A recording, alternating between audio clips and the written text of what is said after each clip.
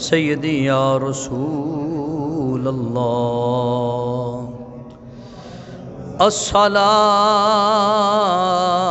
والسلام علیک یا سیدی یا حبیب اللہ وعلی آلک واصحابک یا سیدی یا محبوب اللہ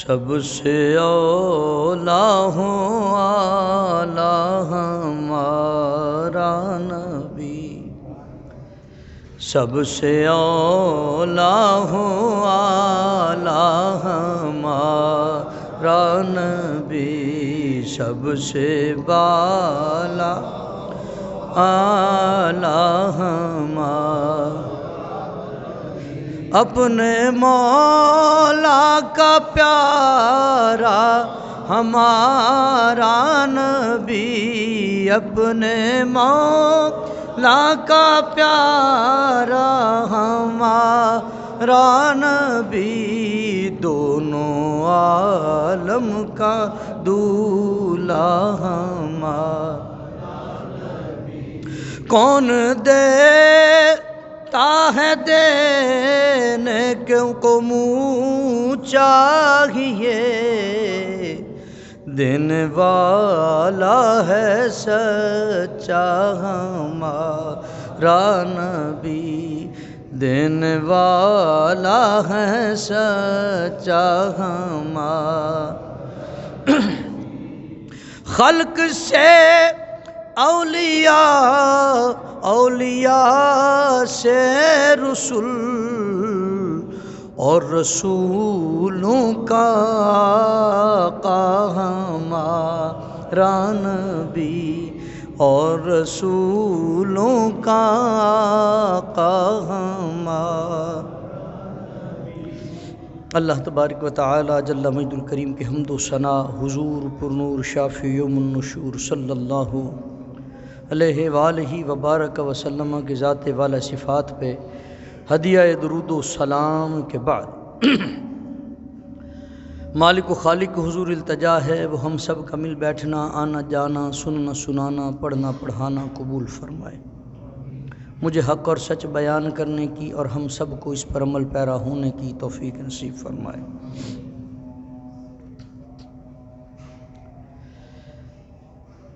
آج یہ دوسرا جمعہ آیت مقدسہ جو موضوع کے لیے انتخاب کی یا ایتھا النفس المطمئنہ ارجعی الی ربک راضیۃ مرضیہ فادخلی فی عبادی وادخلی جنتی دعا ہے صحیح معنوں میں مجھے بیان کرنے کی اور ہم سب کو اس پر عمل پیرا ہونے کی توفیق نصیب فرمائے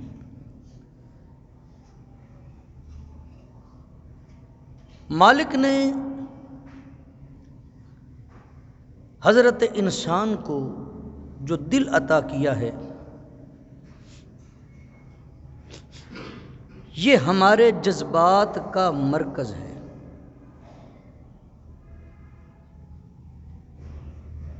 پہلے دل وجود میں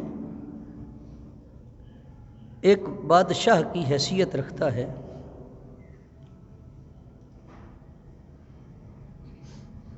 اب دوسرے انداز میں کہ ہمارے جذبات کا تعلق دل سے ہے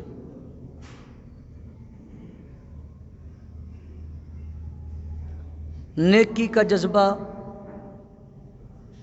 اچھائی کا جذبہ بہن بھائیوں عزیز رشتہ داروں سے پیار کا جذبہ ان کے حقوق کا ادا کرنے کا جذبہ وغیرہ وغیرہ جذبات کا تعلق دل سے ہے اور خواہشات کا تعلق نفس کے ساتھ ہے خواہشات کا تعلق وہ نفس کے ساتھ ہے۔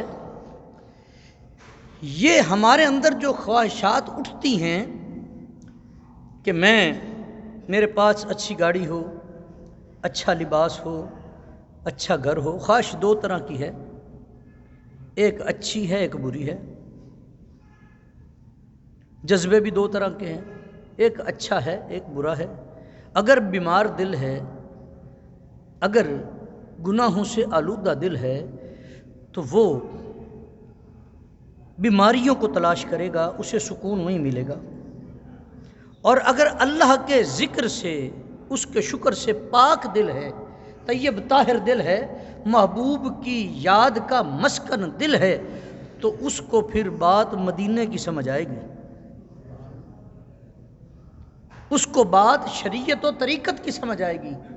اس کے سامنے دنیا کی ہر وہ بات جو شریعت سے ٹکرائے وہ بری لگے گی، اس کا جذبہ اس کے ساتھ نہیں ہے۔ وہ کہتا ہم کر تو کچھ نہیں سکتے، یہ نظام ایسا چل رہا ہے، ہم کر کچھ نہیں سکتے، لیکن ہمارے جذبات کس کے ساتھ ہیں؟ مدینے والے کے ساتھ ہیں۔ اور اسی طرح نفس جو ہے وہ خواہشات کا مرکز ہے۔ اب میری خواہش ہے، بندہ خواہش کرتا ہے کہ جہاں میں بات کروں میری بات کو ہی مانا جائے،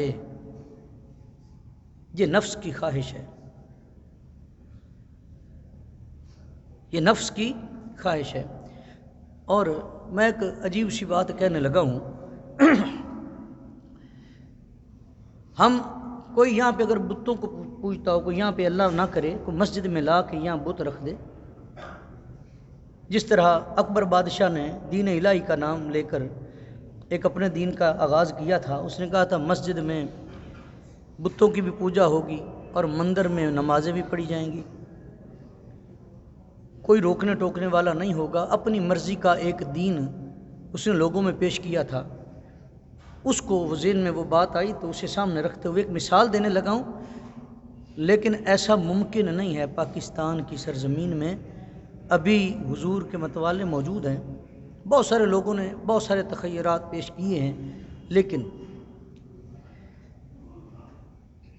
اگر کوئی بندہ اللہ نہ کرے کو بت لا کے مسجد میں رکھ دے، اور ایک بندہ سر پہ پگڑی بھی باندھی ہو، داڑھی بھی پوری ہو، لباس بھی سنت کے مطابق ہو، اس کے سامنے آ کے گھٹنے ٹیک کر بیٹھ جائے، سجدے کی بات نہیں کر رہا، گھٹنے ٹیک کر بیٹھ جائے، اس کو لوگ اچھا سمجھیں گے؟ میرا خیال ہے اسے مار مار کے اس کی طبیعت صاف کر دیں گے۔ وہ تو اللہ کے گھر میں آ کے بت کو اس کا شریک بناتا ہے،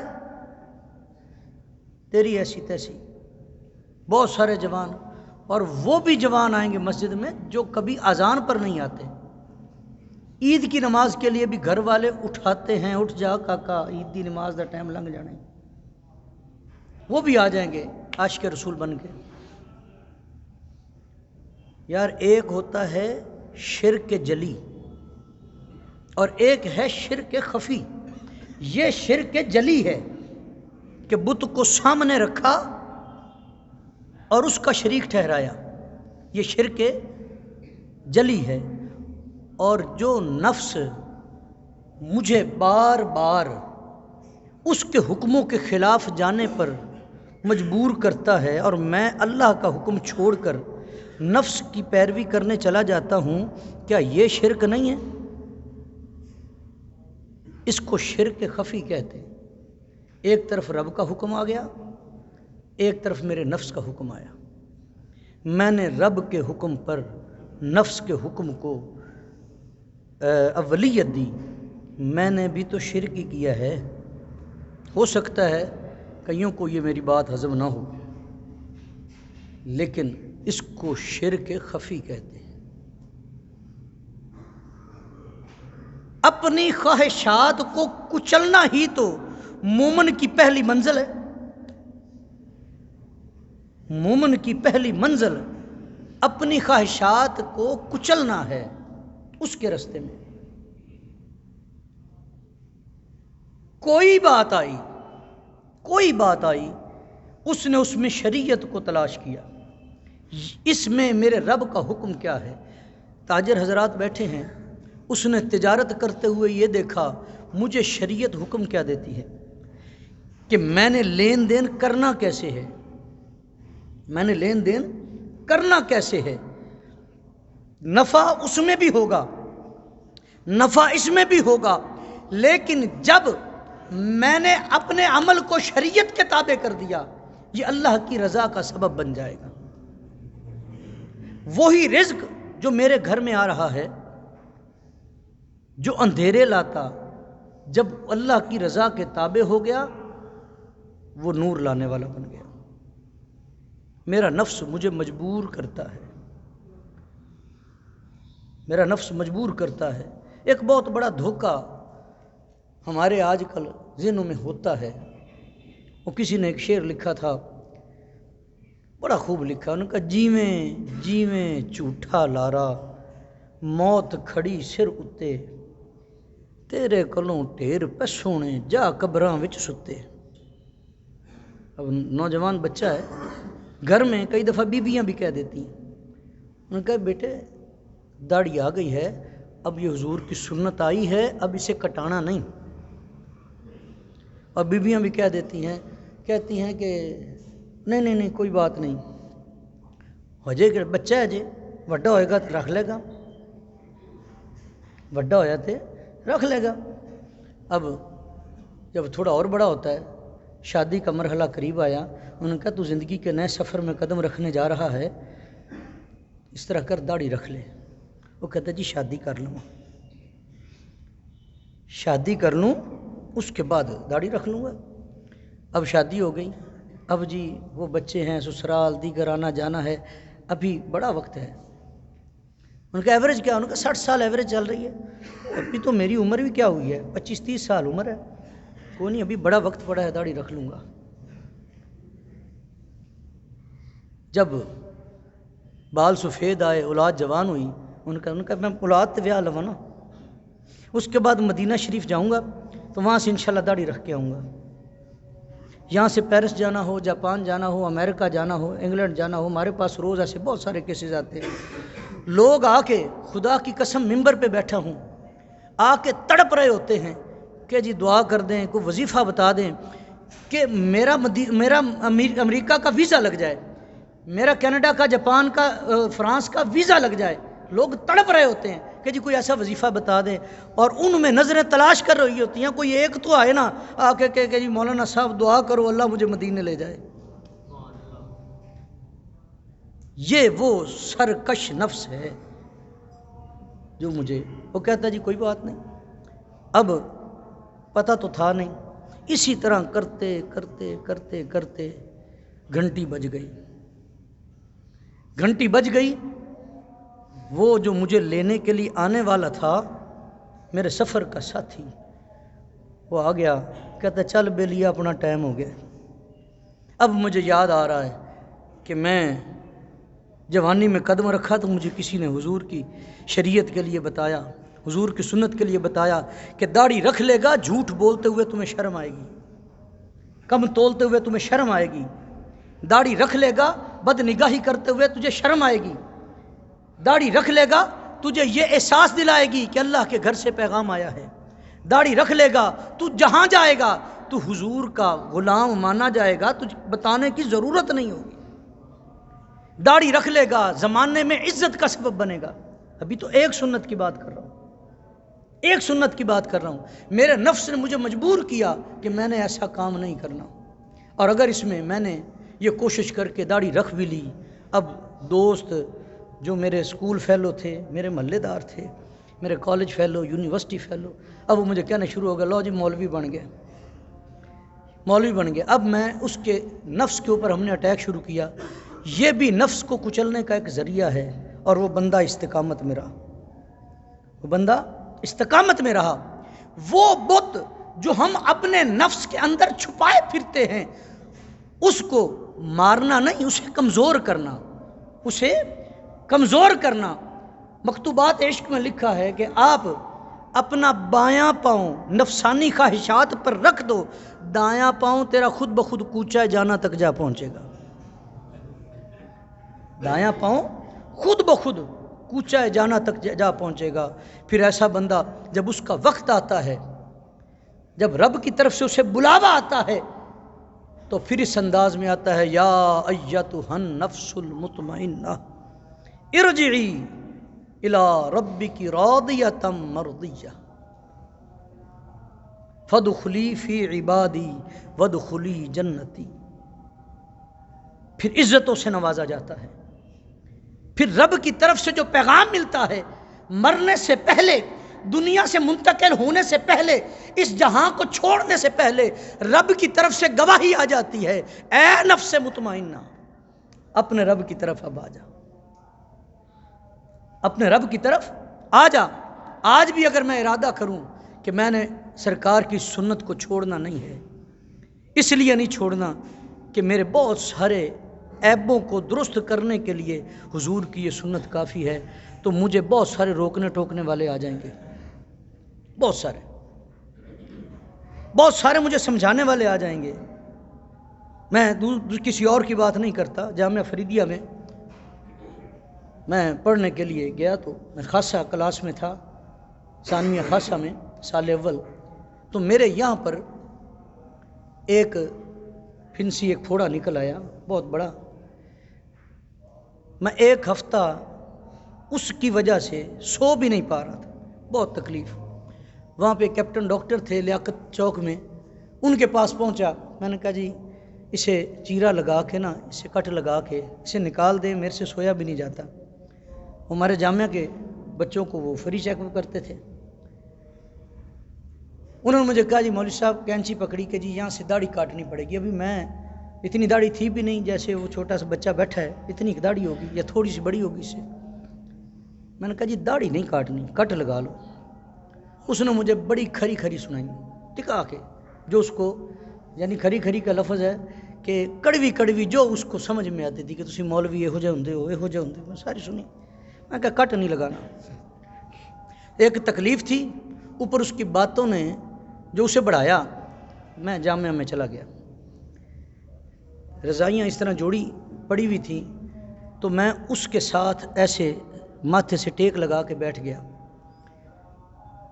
ٹیک لگا کے بیٹھا ہوں، اور یہی بات سے روئے جا رہا ہوں کہ ہن داڑھی کٹانی پائے گی۔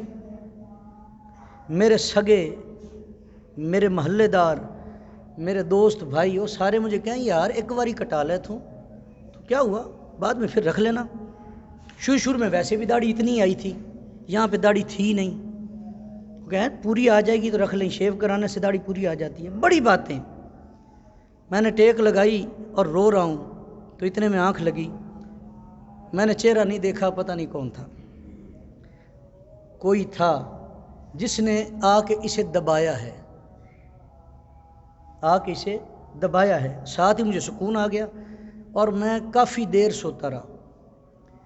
جب آنکھ کھلی تو وہ لمس موجود تھا، پھوڑا نہیں تھا، بہا بھی نہیں، کپڑے چیک کیے، جگہ چیک کی کہ یار کدھر گیا تھا، تو یہیں پہ، کوئی کٹ نہیں، کوئی کچھ نہیں۔ وہ شاید وہ امتحان کی گھڑی تھی کہ اب یہ سارے کر رہے ہیں، یہ کرتا کیا ہے۔ اور اس سے لے کے آج تک کئی بار کیا اسے کہتے ہیں، کچھ چھوٹے چھوٹے پنسی پھوڑے بنتے ہیں، لیکن اس انداز میں کبھی تکلیف نہیں ہوئی۔ جب آپ اپنے نفس کو پیش کرتے ہیں، اگر مجھے بھی میرا پیر خانہ، میرے اور کچھ احباب مجھے بھی مجبور کرتے، اگر میں بھی وہاں پہ ہمت ہار جاتا تو ہو سکتا ہے کہ میں بھی داڑھی کٹوا کے بیٹھتا، لیکن میرے اللہ نے حضور کے نالین کا صدقہ میری عزت رکھی۔ اگر میں نے ارادہ تنی سے رکھا تھا تو اللہ نے اس میں برکات عطا کی۔ عزیزان گرامی قدر، یہ نفس کا سر کچلنا بہت ضروری ہے۔ اگر آپ نفس کا سر کچلیں گے نا، یہ ایک ایسی چیز ہے، آپ اس کو جب کھلاتے ہیں، پلاتے ہیں، یہ آپ کی رسوائی کا سبب بنتا ہے، یہ آپ کو گناہوں پہ ابھارتا ہے۔